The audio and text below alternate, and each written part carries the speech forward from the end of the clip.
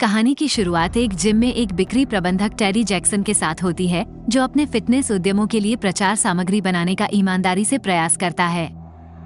लोचदार बैंड, एक स्वेटसूट और यहाँ तक कि गैर संपर्क मुक्केबाजी में एक हास्यपूर्ण प्रयास के साथ सशस्त्र, उनके प्रयास विफल हो जाते हैं, जिसके परिणामस्वरूप मनोरंजक दुर्घटनाओं की एक श्रृंखला होती है। इस बीच यूटा में एक दूरस्थ रेगिस्तानी सेटिंग में एक गूढ़ हत्यारा, जिसे टोरंटो का आदमी कहा जाता है, जिसे रैंडी के नाम से भी जाना जाता है, एक सुनसान केबिन में आता है। उनका मिशन है यातना की कला के माध्यम से संवेदनशील और वर्गीकृत जानकारी निकालना। टोरंटो का आदमी अपनी मूल कहानी को याद करते हुए अपने बंदी के दिल में डर पैदा करता है, अपने बचपन के दौरान एक क्रूर भालू के हमले से बचने की कहानी, जिसने उसे अडिग और लचीला बना दिया। जैसे जैसे तनाव बढ़ता है, टोरंटो एक गहन पूछताछ के लिए एक गर्म चाकू तैयार करता है, जिससे बंदी को जल्दबाजी में मांगी गई जानकारी देने के लिए प्रेरित किया जाता है। एक नाम और पते का खुलासा किया जाता है और टोरंटो प्रस्थान से पहले उसके भुगतान को सुरक्षित करते हुए अपना कार्य पूरा करता है। हालांकि घटनाओं के एक चौंकाने वाले मोड़ में बंदी को अचानक गोली मार दी जाती है और ट्रिगर के पीछे क्रूर हाथ कोई और नहीं बल्कि खुद टोरंटो है। दूसरी ओर हम टेडी और उसकी पत्नी लोरी को एक नए दिन के लिए जागते हुए पाते हैं। लोरी टेडी को अपनी वर्तमान नौकरी की योजनाओं के बारे में बातचीत में शामिल करती है और उससे पुनर्विचार करने का आग्रह करती है। टेडी अपने मालिक को एक नई परियोजना प्रस्तुत करने के अपने इरादे का खुलासा करता है, जिससे लोरी में आशा की एक चिंगारी जलती है, जो उसके मूड को रोशन करती है। जैसा कि टेडी अपनी सालगिरह मनाने के लिए खुद को तैयार करता है, जो उनके रिश्ते में एक मील का पत्थर है, ये स्पष्ट है कि उनका बंधन मजबूत है। हालांकि पृष्ठभूमि में छिपी हुई टेडी की प्रतिष्ठा एक पेंच अप के रूप में है, एक ऐसी प्रतिष्ठा जिसके बारे में लोरी अच्छी तरह से जानती है। सहकर्मियों ने गलतियों के लिए उनकी प्रवृत्ति का वर्णन करने के लिए एक शब्द भी गढ़ा, चीजों को कम करना। एक यादगार सालगिरह बनाने के लिए टेडी एक एयरबीएनबी स्थान पर एक रोमांटिक पलायन की व्यवस्था करता है। दुर्भाग्य से कम टोनर से जुड़ी एक दुर्घटना पते को सटीक रूप से समझने की उनकी क्षमता को नष्ट कर देती है। काम पर जाते समय टेडी जिम के लिए फ्लायर वितरित करता है, एक दिनचर्या जो उसकी दृढ़ भावना के बारे में बताती है। जिम पहुंचने पर टेडी का सामना अपने मालिक मार्टी से होता है, जो आवश्यक विवरणों की कमी वाले यात्रियों से नाराज होता है। टेडी के लिए मार्टी के प्यार के बावजूद दुर्भाग्यपूर्ण फ्लायर की घटना के परिणामस्वरूप टेडी की नौकरी चली जाती है। कथा के एक अन्य कोने में टोरंटो, गूढ़ हत्यारा, घर लौटता है और आराम से नाश्ते का आनंद लेता है। हालांकि उसके हैंडलर के कॉल से उसकी शांति बाधित हो जाती है, जिसमें $2 मिलियन के उच्च दाम अनुबंध का खुलासा होता है। जबकि टोरंटो कुछ राहत चाहता है, कर्तव्य उसे एक बार फिर इशारा करता है। जैसे ही कथानक सामने आता है, टेडी लोरी को उनकी वर्षगांठ के अवसर पर एक स्पा अनुभव प्रदान करता है। इस बीच टेडी एक आरक्षण प्रिंटआउट द्वारा संचालित एयरबीएनबी स्थान खोजने के लिए एक मिशन पर निकल पड़ता है। एक गलतफहमी टेडी को एक केबिन में ले जाती है, वही स्थान जहां टोरंटो के अपने लक्ष्य के साथ मिलने की उम्मीद है।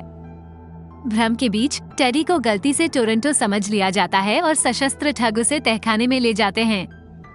एक अप्रत्याशित दुर्दशा का सामना करते हुए टेडी एक भयभीत बंदी को शांत करने का प्रयास करता है। अनजाने में वो जानकारी प्रदान करता है जो ठग चाहते हैं। अचानक एक फ्लैश ग्रेनेड घटना स्थल को बाधित कर देता है, क्योंकि FBI के एजेंट अंदर घुस जाते हैं और टेडी सहित सभी उपस्थित लोगों को गिरफ्तार कर लेते हैं।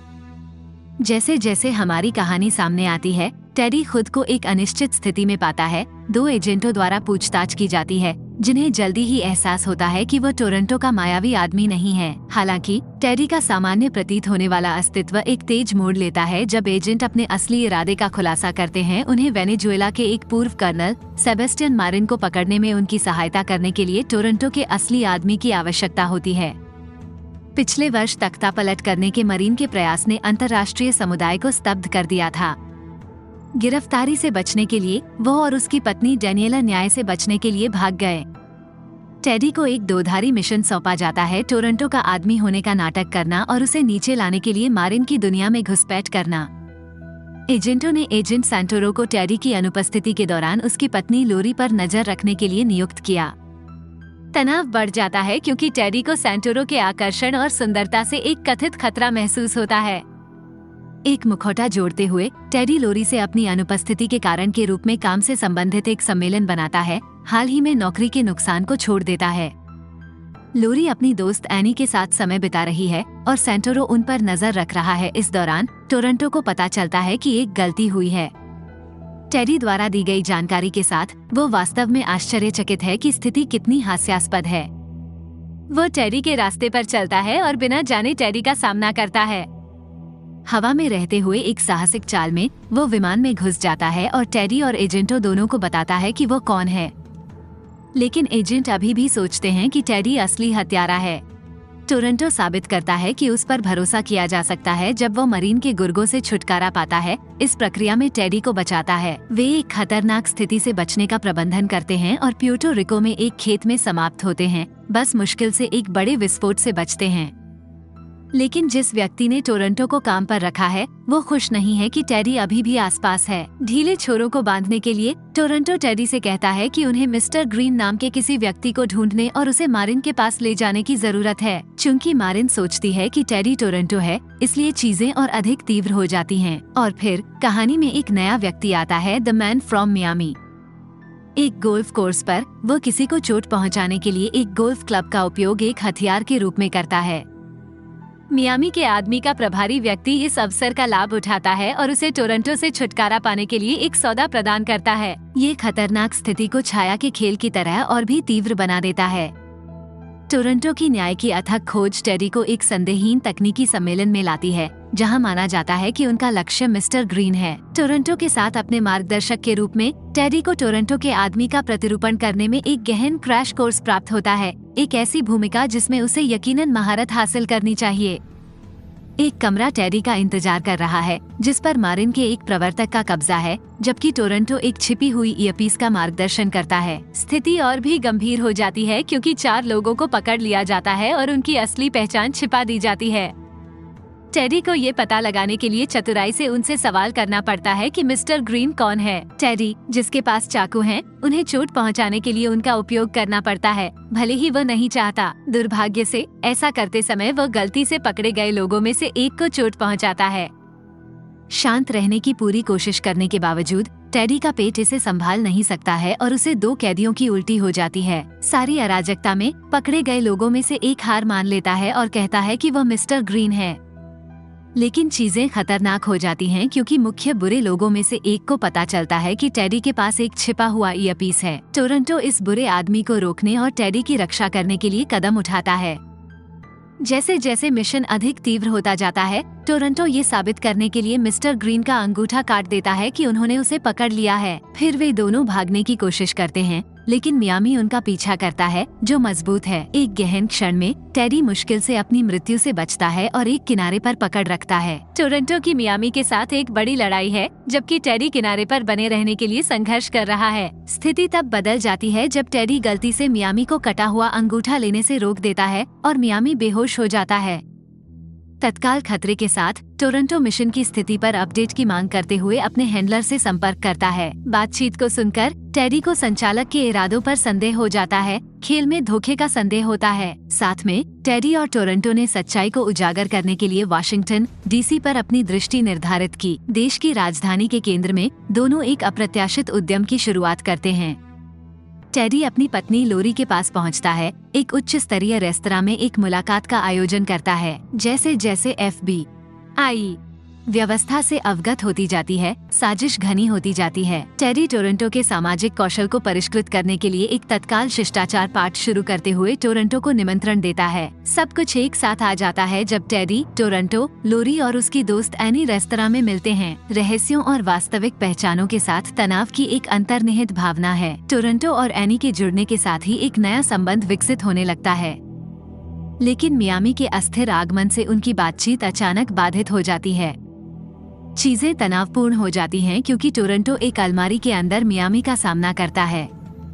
स्थिति और खराब हो जाती है, जिससे एक और भीषण लड़ाई होती है।